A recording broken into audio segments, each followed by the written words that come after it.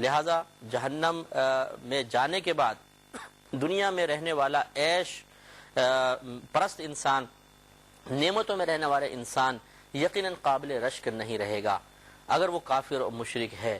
تو لہٰذا اس سے ہمارے وہ مسلمان بھائی اور بہن بھی ذرا عبرت حاصل کریں کہ بعض اوقات غیر مسلمز کو دیکھ کر ہم کہتے ہیں یار دیکھو یہ لوگ مزے میں ہیں، گوڑا چٹا رنگ، لمبے چوڑے قد، خوبصورتی اور پیسے کی فراوانی، بظاہر عزت بھی ان کے پاس ہے، ہم مسلمانوں کے پاس کیا ہے؟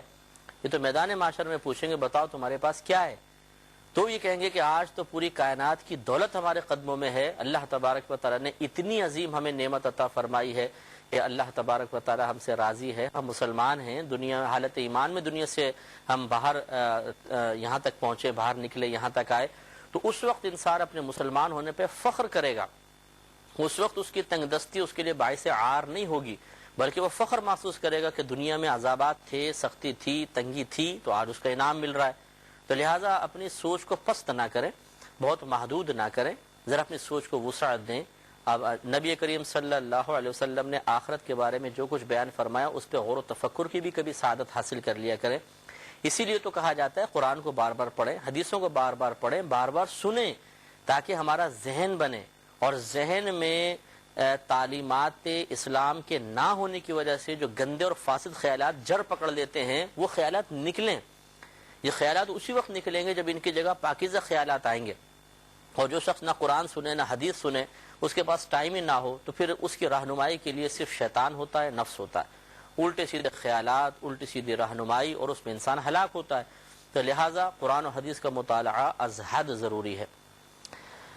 انہی سے روایت ہے، کہتے ہیں یہ حدیث نمبر 5424 متفق علیہ حدیث پاک ہے، یعنی امام بخاری و مسلم رضی اللہ تعالی عنہما دونوں نے اس حدیث پر اعتماد کیا۔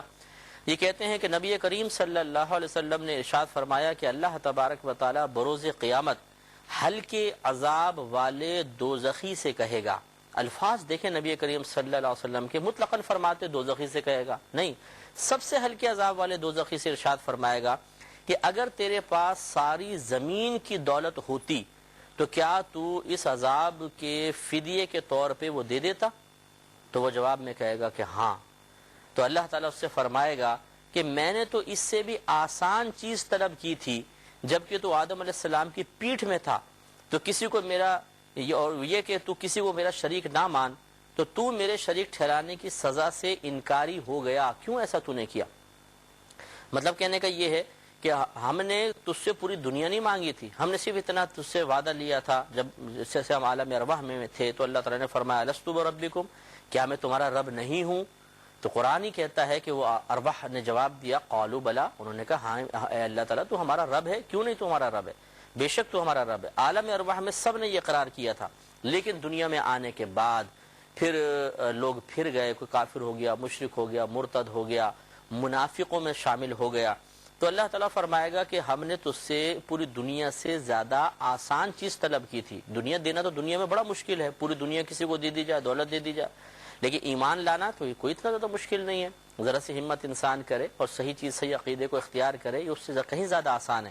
تو اللہ تعالیٰ نے فرمایا کہ ہم نے اس سے کہیں زیادہ چیز تجھ سے دنیا میں طلب کی تھی، لیکن تو نے میرے عذاب کو بھلا دیا اور مجھ پر ایمان لے کر نہیں آیا، اور آج جب تجھے جہنم میں ڈالا گیا اور سب سے ہلکا عذاب دیا جا رہا ہے تو پوری دنیا دینے کے لیے تیار ہے۔